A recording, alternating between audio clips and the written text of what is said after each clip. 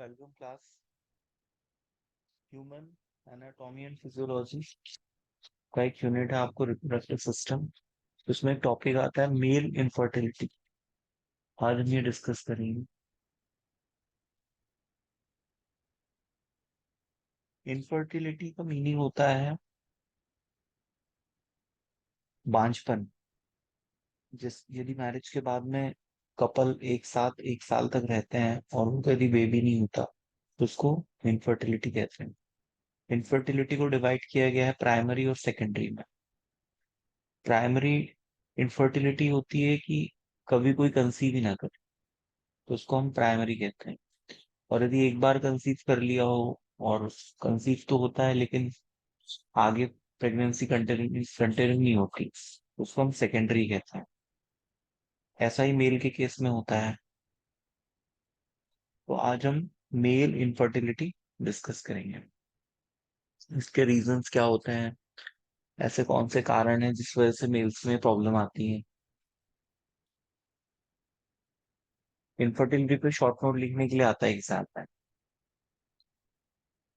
तो ये life style की वजह से भी होता है। यदि बहुत ज्यादा हसल बसल थॉट रहे, यदि कोई बहुत ज्यादा एम्बिशियस है और बहुत ज्यादा ओवर थिंकिंग करता हो, स्ट्रेस हो या तनावग्रस्त हो, नशा करता हो, जिसकी वजह से स्पर्म काउंट लो हो जाता है, तो ये भी एक रीजन है। या जेनेटिक डिसऑर्डर भी हो सकता है, या उसमें जेनेटिकली स्पर्म का प्रोडक्शन ना हो रहा हो, है ना। प्रॉपर स्लीप साइकिल उसकी प्रॉपर ना हो। तो ऐसे बहुत से रीजन है जिसकी वजह से उसका डाइट सही ना हो, है ना, या उसका जो डक्ट है वो ब्लॉक हो गया हो। तो ऐसे कुछ रीजन है जिस वजह से मेल में इनफर्टिलिटी आती है। अब इसके ट्रीटमेंट और इन्वेस्टिगेशन के लिए कुछ टेस्ट होते हैं। जैसे हार्मोनल टेस्ट होते हैं। थायराइड हार्मोन का टेस्ट किया जाता है और स्पर्म एनालिसिस की जाती है। स्पर्म काउंट यदि 20 बिलियन से कम है एक इजैकुलेशन में, तो ये भी एक इनफर्टिलिटी का कारण बनता है। तो infertility is divided as the inability of a couple to become pregnant after 1 year of unprotected intercourse. It has two types, primary and secondary. यहाँ पर आप देख सकते हैं इनफर्टिलिटी का जो रेशियो है। Man and women, male and female, both are equally responsible for infertility. दोनों में इक्वल चांसेस होते हैं, 40 to 50%।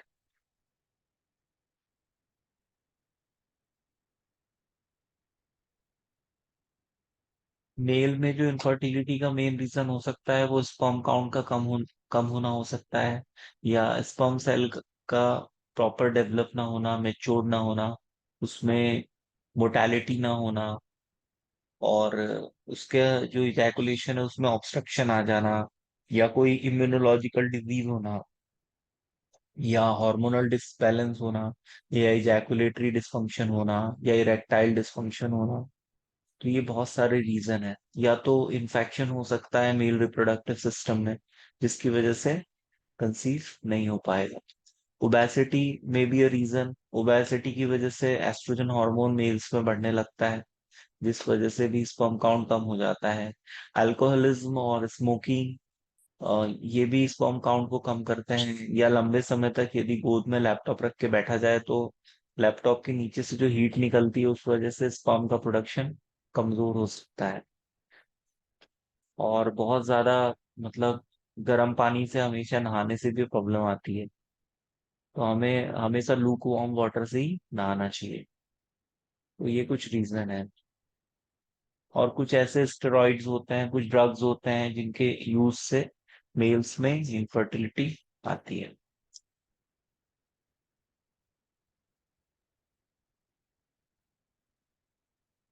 जब भी ऐसे पेशेंट का ट्रीटमेंट किया जाता है तो उसकी मेडिकल हिस्ट्री को जरूर चेक किया जाता है। उसको डायबिटीज तो नहीं है, हाइपरटेंशन तो नहीं है, रिस्पिरेटरी ट्रैक्ट डिजीज तो नहीं है, डिजीज कोई लिवर डिजीज तो नहीं है, न्यूरोलॉजिकल डिजीज नहीं है, और किसी प्रकार का कोई इन्फेक्शन तो नहीं है, एसटीडी तो नहीं है। एसटीडी का फुल फॉर्म होता है सेक्सुअली ट्रांसमिटेड डिजीज। ऐसी डिजीज जो कि असुरक्षित यौन संबंध बनाने से फैलती है। इसका एग्जाम्पल है गुनोरिया और सिफिलिस। ये मैंने आपको सोशल फार्मेसी में भी पढ़ा है।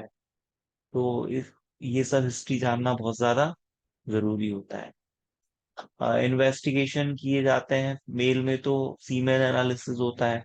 फीमेल में एफएसएच हार्मोन का टेस्ट किया जाता है, एलएच, एस्ट्रोजन, प्रोलैक्टिन और थायराइड स्टिमुलेटिंग हार्मोन। ये टेस्ट फीमेल्स में लगाए जाते हैं। अब यहाँ पर आप एक सैंपल रिपोर्ट देख सकते हैं स्पर्म एनालिसिस का। ह्यूमन बॉडी में, मेल बॉडी में सबसे जो सूक्ष्म सेल होता है वो स्पर्म होता है। ये एक इसका यहाँ पर आप स्ट्रक्चर देख सकते हैं। ये इसका हेड होता है और ये इसकी टेल होती है और इसमें मोटालिटी होती है। इजैकुलेशन के बाद जैसे ये सर्वेक्स के माउथ तक पहुंचता है तो वहां से ये अपना मूवमेंट शुरू कर देता है। तो इसमें मोटालिटी होना बहुत जरूरी है। यहाँ पर आप देख सकते हो ये नॉर्मल स्पर्म काउंट है, ठीक है। और यदि नॉर्मल से कम हो जाएगा तो भी प्रॉब्लम आएगी। और यदि डेवलप हुए हैं स्पर्म पर उनका शेप एंड साइज सही नहीं है, उनकी मॉर्फोलॉजी सही नहीं है, या उनमें जैसे डबल हेड है या डबल टेल है या ट्रिपल हेड है, या वो प्रॉपर मैच्योर नहीं हो पाए हैं, तो ये कुछ केसेस होते हैं जिसकी वजह से इनफर्टिलिटी आती है। स्पर्म की मोटालिटी कम हो जाना मतलब स्पर्म मूव नहीं कर पाएगा। जैसे आप माइक्रोस्कोप में देखोगे स्पर्म सेल को तो ये मूव करते हैं, इसमें मूवमेंट होता है ना। अब ये मूवमेंट जो नहीं कर पाते वो आगे नहीं बढ़ पाएंगे, तो वो ओवम को फर्टिलाइज नहीं कर पाएंगे। तो ऐसे में मेल इनफर्टाइल हो जाते हैं, इम्पोर्टेंट हो जाते हैं और उनमें इनफर्टिलिटी आ जाती है। और जो थर्ड केस है इसमें मॉर्फोलॉजी सही नहीं है। ये जो स्पर्म सेल है इसका डबल हेड है और इसका प्रॉपर मैच्योर नहीं हुआ है ये, तो जिस वजह से ये ओवम को फर्टिलाइज नहीं कर पाएगा। तो ये स्पर्म की मोटालिटी, स्पर्म काउंट और स्पर्म की मॉर्फोलॉजी, ये तीनों चीज कंसीडर की जाती है। और इजैकुलेशन डक्ट जो होती है, वासा डक्ट, वो ब्लॉक नहीं होना चाहिए। वो यदि ब्लॉक होगी तो स्पर्म बाहर ही नहीं आएगा, और बाहर नहीं आएगा तो मेल में इनफर्टिलिटी आएगी।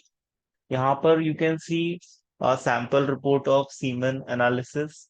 इसमें वर्ल्ड हेल्थ ऑर्गेनाइजेशन की कुछ रेफरेंस वैल्यूज दी हुई है। जैसे एक बार मेल इजैकुलेट होता है तो उसको 1.5 ml उसका स्पर्म बाहर आता है, तो इससे कम नहीं आना चाहिए। और टोटल स्पर्म काउंट जो है वो एटलीस्ट 20 बिलियन तो होना ही चाहिए। और प्रोग्रेसिव मोटालिटी उसकी 32 से कम नहीं होना चाहिए, टोटल मोटालिटी 40 से कम नहीं होना चाहिए। स्पर्म की मॉर्फोलॉजी भी अच्छी होनी चाहिए, है ना। तो ये सारे इसके पैरामीटर्स हैं। अब यदि नॉर्मोस्पर्मिया रिपोर्ट पे तब लिखा आता है जब सब कुछ नॉर्मल होता है। तो उसमें नॉर्मो ओलिगोस्पर्मिया मतलब होता है स्पर्म का जो कंसंट्रेशन है वो 20 बिलियन से कम हो जाना पर एमएल में, तो इसको हम ओलिगोस्पर्मिया बोलते हैं। नॉर्मो नॉर्मोस्पर्मिया मतलब एवरीथिंग इज ओके। और टेरेटो टेरेटोजोस्पर्मिया मतलब होता है कि स्पर्म की जो मॉर्फोलॉजी है वो डिस्टर्ब हो गई है। एजोस्पर्मिया मतलब होता है कि इजैकुलेशन में केवल सीमन है, इसमें स्पर्म सेल प्रेजेंट ही नहीं है, तो इसको हम एजोस्पर्मिया कहते हैं। एस्पर्मिया कहते हैं। एस्पर्मिया का मतलब होता है कि इसमें इजैकुलेशन नहीं हो पाता है, ठीक है। तो इजैकुलेशन नहीं हो पाएगा तो भी इनफर्टिलिटी आएगी। तो ये यहाँ पर कुछ मेडिकल कंडीशंस है इसकी वजह से इनफर्टिलिटी आती है। यहाँ पर आप इस इमेज में देख सकते हो एक मेल में मैक्सिमम 200 मिलियन स्पर्म होते हैं और कम से कम 20 होने चाहिए। इससे कम यदि होगा तो लो स्पर्म काउंट हो जाएंगे। हालांकि इसके लिए एलोपैथिक और आयुर्वेदिक मेडिसिन सिस्टम में दवाइयां हैं, इसका ट्रीटमेंट पॉसिबल है। और यदि डक्ट ब्लॉक हो गया है तो उसका भी ट्रीटमेंट पॉसिबल है उस केस में। हाँ स्नेहा, कुछ पूछना चाहते हो बेटा आप? हाथ हैंड्स अप किया आपने, कुछ पूछना है? हेलो।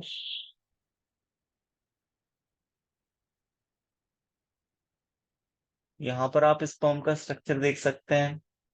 ये इसकी टेल होती है, ये इसका हेड होता है, ये इसका मिड पार्ट होता है, इसमें न्यूक्लियस होता है। और इसकी जो टेल होती है इसको मूवमेंट में हेल्प करती है, इसको मोटाइल बनाती है, इसको आगे बढ़ने में मदद करती है। क्योंकि फैलोपियन ट्यूब तक ये पहुंचता है और वहीं पर ओवम को डिफ्यूज करता है, और इसी को हम फर्टिलाइजेशन कहते हैं।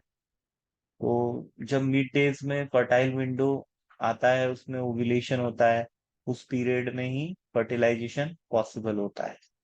स्पर्म सेल 72 आवर्स तक वेट करता है यूट्रस में,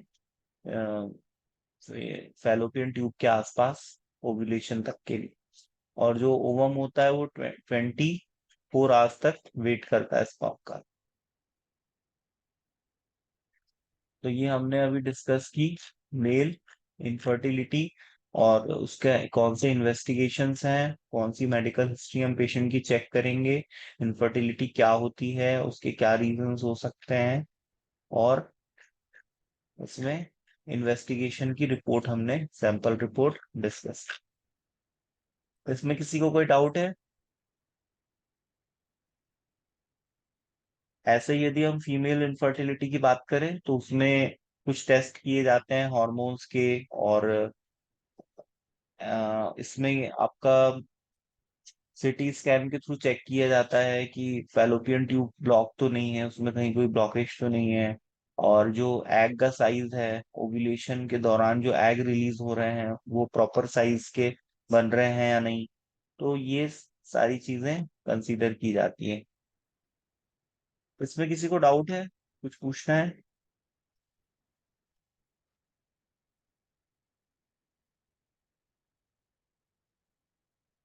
बताइए इनफर्टिलिटी के क्या रीजन हो सकते हैं।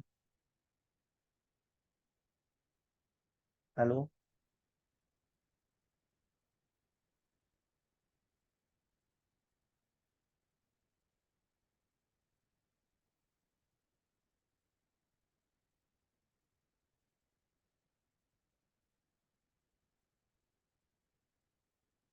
आवाज साफ आ रही है आपको मेरी?